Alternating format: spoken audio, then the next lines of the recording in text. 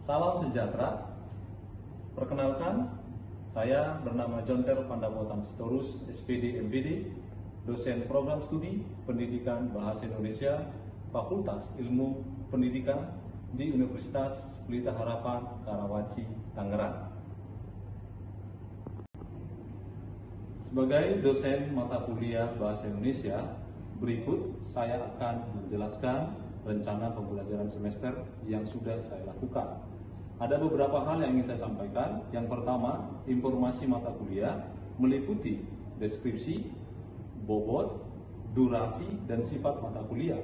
Yang kedua, capaian pembelajaran dalam mata kuliah ini. Dan yang ketiga, matrik pembelajaran yang meliputi pembelajaran materinya dan metode penilaian yang dilakukan. Mata kuliah Bahasa Indonesia ini berbobot 2 SKS yang dilakukan dengan 14 kali pertemuan atau 14 sesi pertemuan.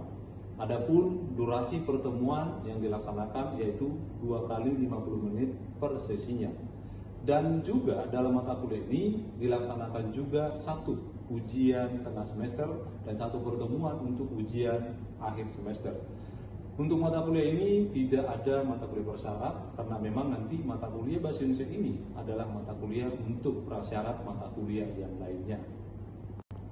Untuk deskripsi mata kuliah ini, mata kuliah Bahasa Indonesia merupakan mata kuliah wajib pemerintah atau mata kuliah kurikulum. Dalam mata kuliah ini nantinya ada 2 keterampilan berbahasa yang secara khusus akan dilakukan atau didapatkan oleh mahasiswa, yaitu keterampilan menulis dan keterampilan berbicara. Adapun beberapa topik yang sudah memuat dari deskripsi mata kuliah ini terdiri atas bahasa sebagai anugerah Tuhan, fungsi dan kedudukan bahasa Indonesia, kata dan diksi, analisis kalimat efektif, analisis paragraf efektif, bahasa Indonesia dalam dunia kerja, ragam dan laras bahasa Indonesia, bahasa formal dan informal, dan komunikasi verbal dan komunikasi non-verbal. Dalam mata kuliah ini akan mencapai beberapa CPL.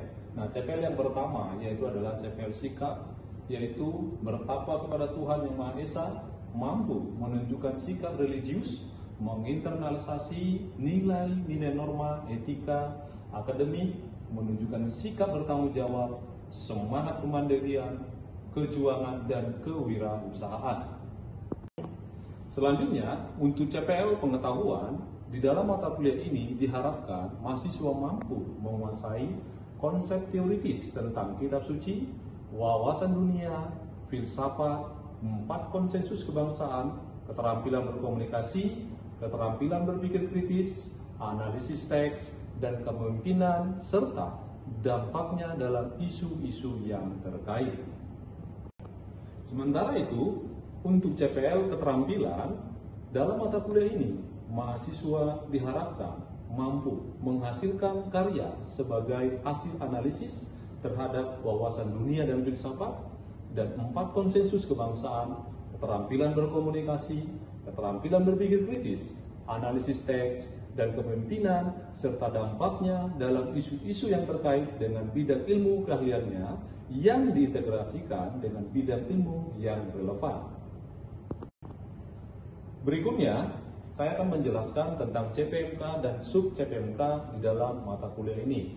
Nah, yang pertama, untuk CPMK, dalam mata kuliah ini ada 3 CPMK yang akan dicapai.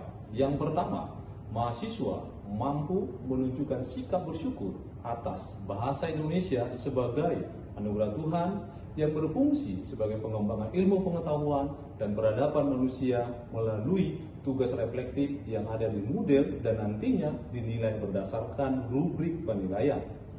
Yang kedua, mahasiswa mampu mengetahui konsep, teori, dan aplikasi bahasa Indonesia khususnya dalam keterampilan menulis berdasarkan tataran kebahasaan dalam bahasa Indonesia, yaitu dari kata dan diksi, kalimat, paragraf yang efektif melalui kuis dengan tepat yang telah nanti dilakukan oleh mahasiswa.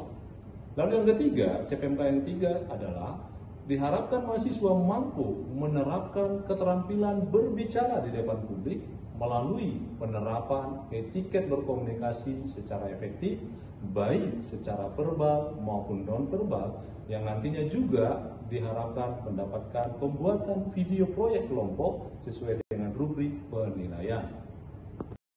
Selanjutnya, terkait dengan sub CPMK, sesuai penjelasan yang telah disampaikan terkait 3 CPL dalam mata kuliah ini, maka sub CPMK yang akan dipelajari dalam mata kuliah ini termaktub dari gambaran CPMK yang sudah ada. Dengan demikian, CPMK yang nantinya dibahas itu terlihat di dalam sub CPMK melalui beberapa topik perkuliahan. Nah, adapun topik yang dimaksud seperti bahasa sebagai anugerah Tuhan, fungsi dan kedudukan bahasa Indonesia, kata dan diksi, analisis kalimat efektif, analisis paragraf efektif, bahasa Indonesia dalam dunia kerja, ragam dan laras bahasa Indonesia, bahasa formal dan informal, serta komunikasi verbal dan komunikasi non-verbal.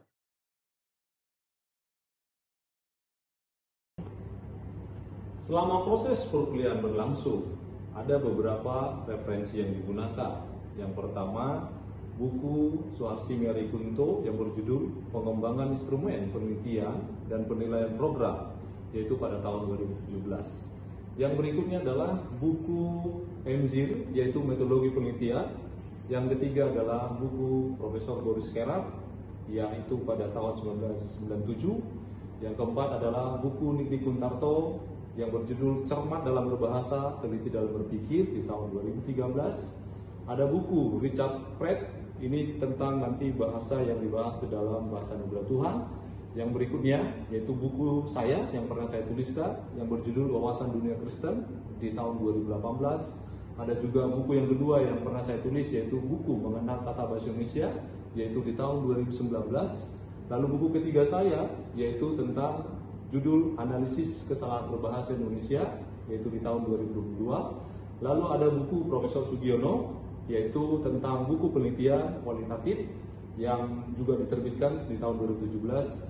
Dan yang terakhir buku yang akan digunakan sebagai referensi dalam mata kuliah adalah buku Poitres, yaitu di tahun 1999. Nah, berikut adalah cuplikan dari beberapa referensi yang saya gunakan di dalam pembelajaran mata kuliah ini, mata kuliah Bahasa Indonesia.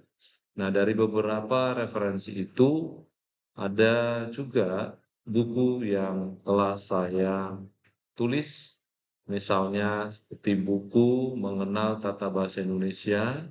Nah, buku ini menjadi salah satu buku yang di dalamnya memperlihatkan bagaimana tataran bahasa Indonesia itu dibahas, seperti apa tataran yang paling sederhana sampai nanti yang paling kompleks.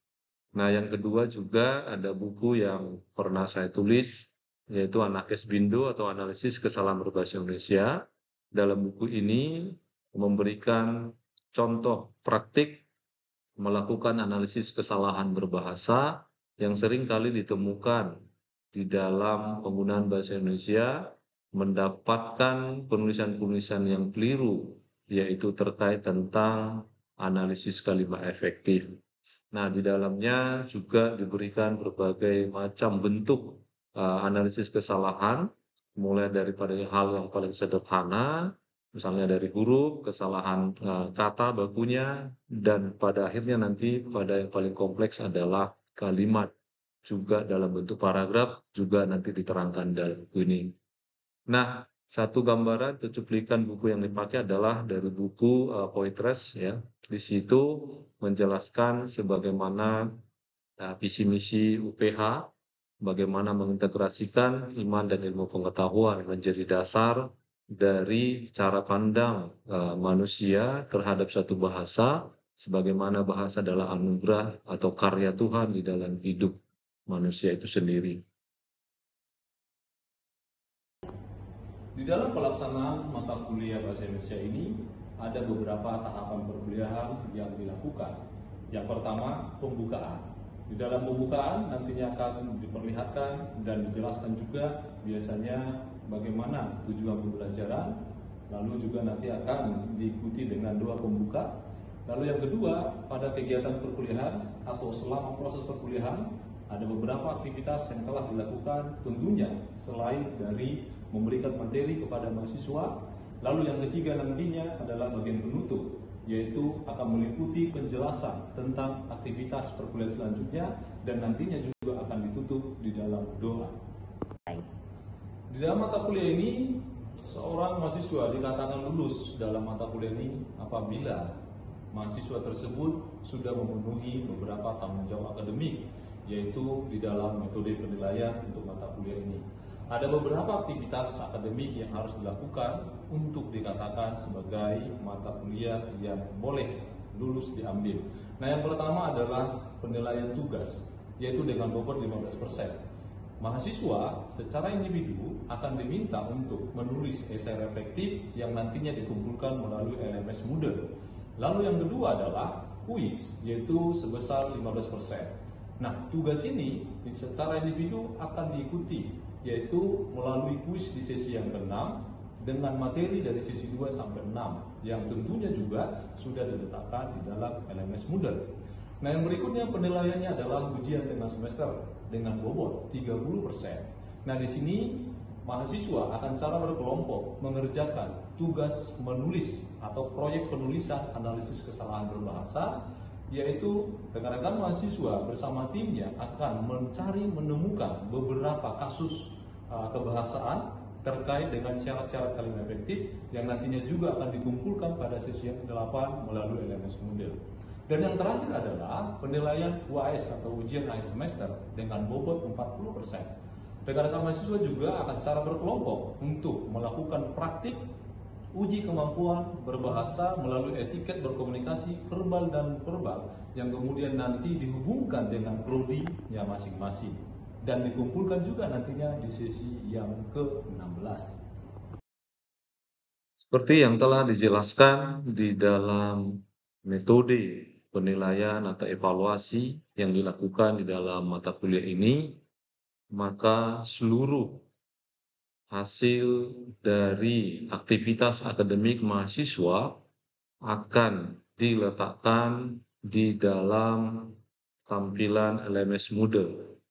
Nah, artinya mahasiswa akan memiliki satu akun LMS Moodle yang mereka bisa akses kapan saja. Nah, berikut adalah contoh tampilan bagaimana LMS Moodle itu terlihat pada sisi mahasiswa sehingga mereka bisa memberikan beberapa aktivitas yang ada di sana. Nah, pengaturan di Moodle ini sudah diberitahukan dan mahasiswa juga sudah memahami penggunaannya. Nah, di dalam bahasa Indonesia ini, mata kuliah ini diberikan semudah mungkin untuk melihat pengeklikan dari berbagai topik yang sudah ada di sana, kapan nanti pertemuan misalnya tatap muka, kapan pertemuannya adalah asinkronus.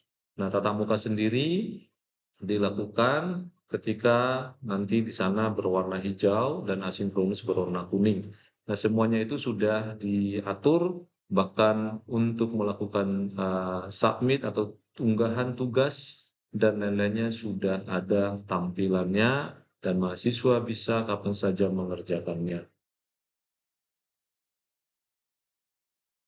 Berikutnya, untuk tangkapan layar dari pelaksanaan tugas di LMS Moodle sesuai dengan penjelasan yang sudah ada di RPS, mahasiswa akan melakukan evaluasi atau penilaian terkait dengan tugas di LMS Moodle, yaitu di sesi 2. Dan di sesi ini, mahasiswa diharapkan bisa menulis sebuah esai reflektif yang di dalamnya menunjukkan bagaimana bahasa itu benar-benar menjadi anugerah Tuhan di dalam kehidupan manusia. Nah, manusia harus memahami konteks penggunaan bahasa sebagaimana bahasa itu anugerah Tuhan. Nah, di sini mahasiswa mengunggah hasil karya esai mereka yang ada di LMS Moodle dan diletakkan di sesi 2 yang sudah ada tempatnya. Nah, inilah tampilannya. tangkapan layar yang ada di bagian LMS. Setiap masing-masing mahasiswa bisa mengunggahnya sesuai pengumpulan yang sudah disepakati dan sudah ditentukan di dalam penjelasan RPS, bahkan di kerangka perkuliahan di kelas perdana sewaktu bertemu dengan mahasiswa.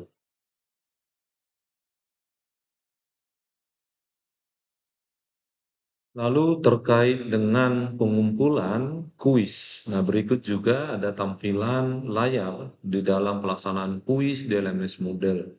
Seperti yang juga sudah dijelaskan bahwa metode penilaian untuk kuis itu dilaksanakan dari materi yang sudah dipelajari di sesi 2 sampai di sesi 6, sehingga nanti rekan-rekan mahasiswa bisa mengerjakan kuis dengan bobot 15% dan tentu hasilnya langsung terlihat di LMS Moodle masing-masing, dan juga nantinya bisa dibahas bagaimana kesalahan-kesalahan di dalam kuis itu sewaktu nanti dalam pertemuan tatap muka. Yang berikutnya adalah contoh tangkapan layar atau tampilan pengumpulan UTS atau ujian tengah semester mahasiswa di LMS Moodle. Nah, di sini juga diperlihatkan mahasiswa harus mengunggah hasil karya analisis kesalahan berbahasa yang telah ditugaskan bersama kelompok untuk mencari dan menemukan, lalu mengkaji, menganalisis manakah kesalahan-kesalahan berbahasa yang kerap kali ditemukan di dalam media cetak maupun media daring. Rekan-rekan mahasiswa melakukan itu dari mengumpulkannya melalui penulisan jurnal penelitian yang secara template sudah dijelaskan dan contohnya semuanya bahannya sudah diletakkan di dalam LMS Moodle, sehingga mahasiswa di dalam pelaksananya hanya melakukan pengunggahan atau submit tugas di dalam pengumpulan UTS seperti tampilan di LMS Moodle seperti berikut ini. Lalu berikut juga adalah contoh tangkapan layar pengumpulan UAS di LMS Moodle. Nah, seperti yang juga dijelaskan di dalam metode penilaian untuk mata kuliah ini, mahasiswa nantinya akan mengerjakan proyek penerapan etiket berkomunikasi verbal dan verbal juga secara berkelompok. Nah, tangkapan layar ini menunjukkan mahasiswa akan mengunggah hasil dari pekerjaan mereka bersama anggota kelompoknya, sehingga nantinya akan dinilai berdasarkan rubrik yang ada, dan itu juga sudah dijelaskan pada pertemuan sebelumnya. Yang minggu depan Bapak akan jelaskan seperti apa format UTS Anda, ya. Jadi semoga teman-teman nanti bisa mengikuti dengan baik. Kami bersyukur ya Tuhan pagi hari ini karena kebaikan-Mu kami boleh bertemu kembali secara tatap muka bersama rekan-rekan mahasiswa di ruangan ini. Ya Tuhan, kami tiba pada sesi yang kelima dalam pembahasan analisis kalimat efektif. Menolong kami kiranya kami boleh memahami seluruh persyaratan kalimat efektif dan rekan-rekan mahasiswa boleh menggunakannya dalam setiap penulisan dan bahkan komunikasi lisan mereka. Yang menolong kami supaya kami boleh berdiskusi dengan baik. Kami menyerahkan kelas itu dalam tangan penasihat-Mu dalam nama Tuhan Yesus Kristus yang Tuhan. Nah, kalau itu yang terjadi rekan-rekan, berarti ada kesalahan. Nah, jangan-jangan kesalahan itu terletak pada penerapan persyaratan kalimat efektif. Nah, jadi konsep dasarnya adalah kalimat efektif itu sederhananya antara kesepahaman, ya.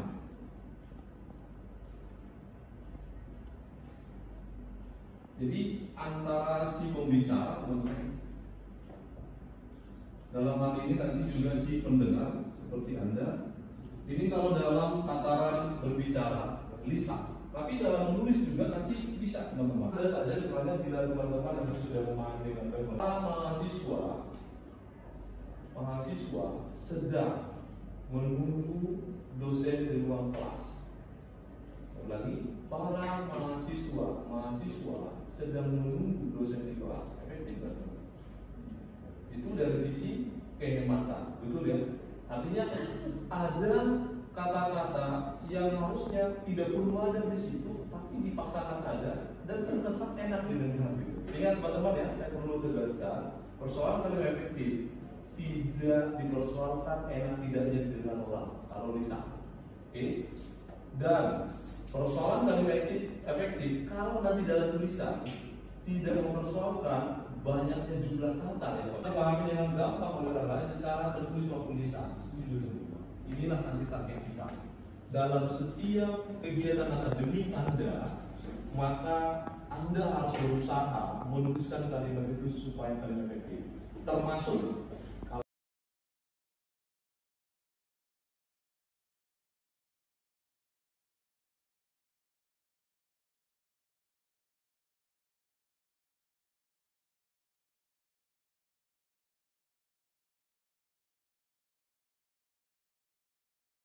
minimal, tapi 7 minimal itu teman-teman tentu namanya minimal berarti masih banyak syarat. Oleh karena itu coba kita buktikan salah satu persatu kita diskusikan apa betul ya 7 syarat ini merupakan syarat dari efektif. Nah yang pertama teman-teman, kesatuan gagasan. Seperti apa kesatuan gagasan? Kesatuan gagasan artinya teman-teman, kalau teman-teman ingin menulis kalimat, ini bicara menulis ya, maka teman-teman minimal unsur subjek predikat harus ada.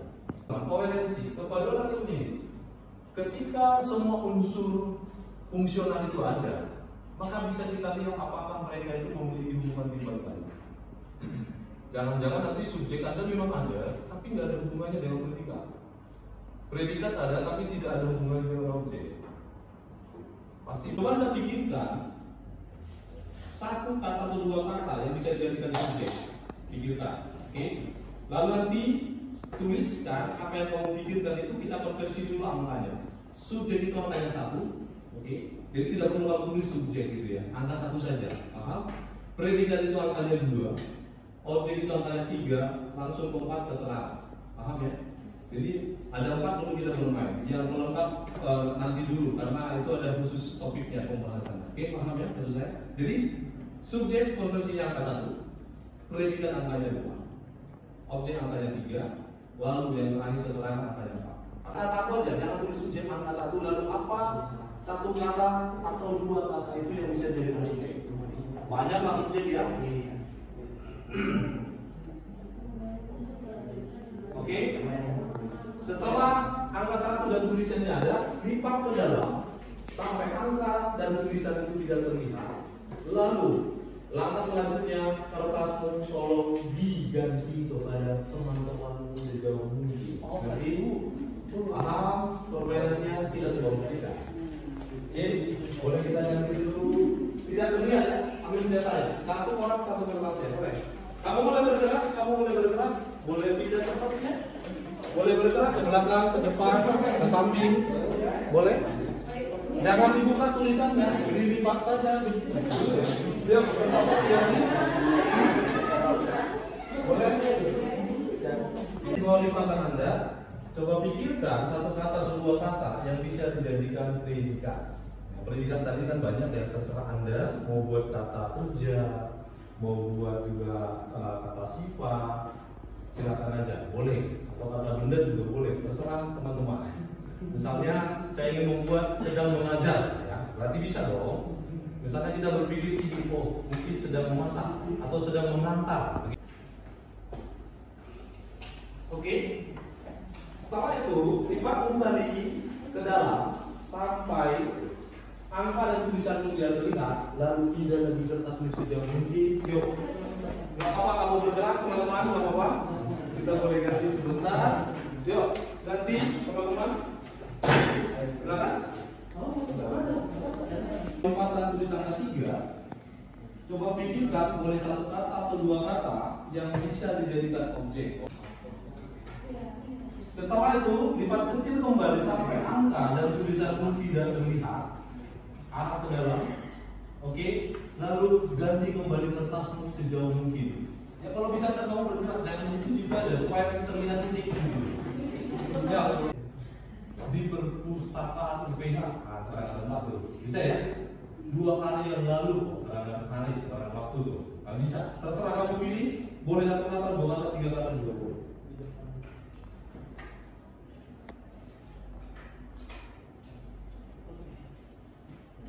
Oke.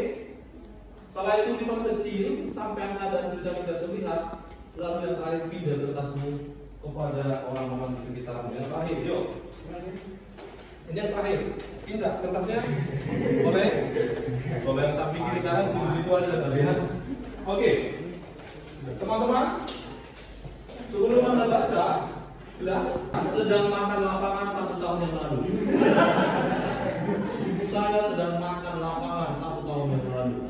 Berbahaya sekali. Coba, nanti kita ada di sana secara pelogisan, secara yang ketiga. Masuk akal ya? Mana benar ya, manusia bisa makan lapangan. Berarti ini termasuk kategori bukan dia efektif. Ini dicoret, ini Loncat jendela tadi sore. Adik saya sedang meloncat jendela tadi sore. Oke, hampir benar tapi ada masalah tumbuhan. Ya, meloncat jendela, maksudnya mungkin melewati jendela ya maksudnya. Nah itu persoalan nanti ada kecermatan, tumbuhan dan kesadaran. Siapa lagi teman-teman? Ibu saya sedang bermain pulpen merah di kolam renang. Pertanyaannya adalah pemikiran kita, emang tidak ada permainan yang lain, gitu ya?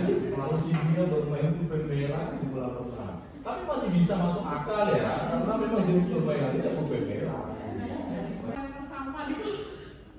Nenek melempar sampah di kelas. Nah ini nenek marah di kita belajar ini, ya kan? Tapi masih bisa kan? Diterima bisa. Baru nanti kita berpikir logisnya. Kita cari tahu dia mengapa melempar sampah. Ketika nanti ibu hamil dengan asal-asasi bertemu akan diawali KTSB.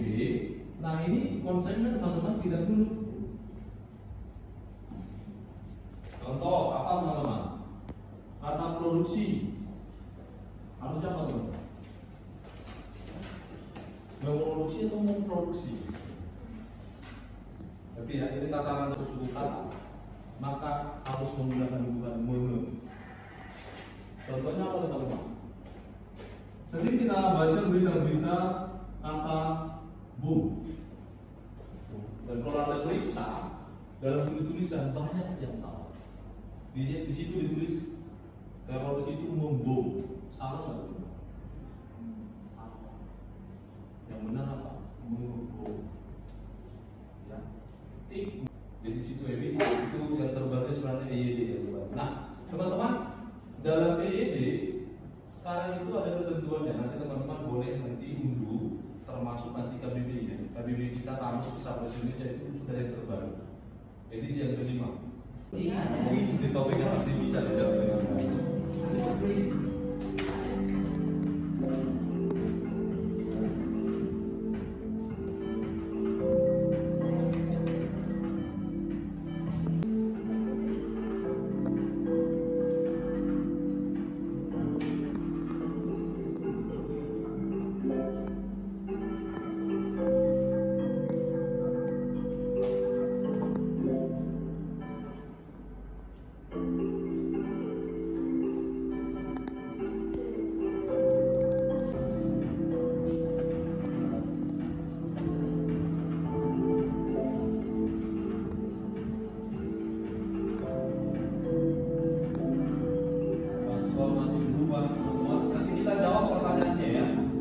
Tangan teman-teman untuk Daniel, yang mana orangnya Daniel? Boleh tepuk tangan. Yang kedua, Luana Delia, boleh tepuk tangan. Michael Ricci, untuk yang ketiga, tepuk tangan. Yang keempat, siapa yang juara keempat? Bukan di penulisan penasihat, bukan penasehat. Itu salah. Hah? Buktikan nanti di KBBI. Oh ya salah. Iya.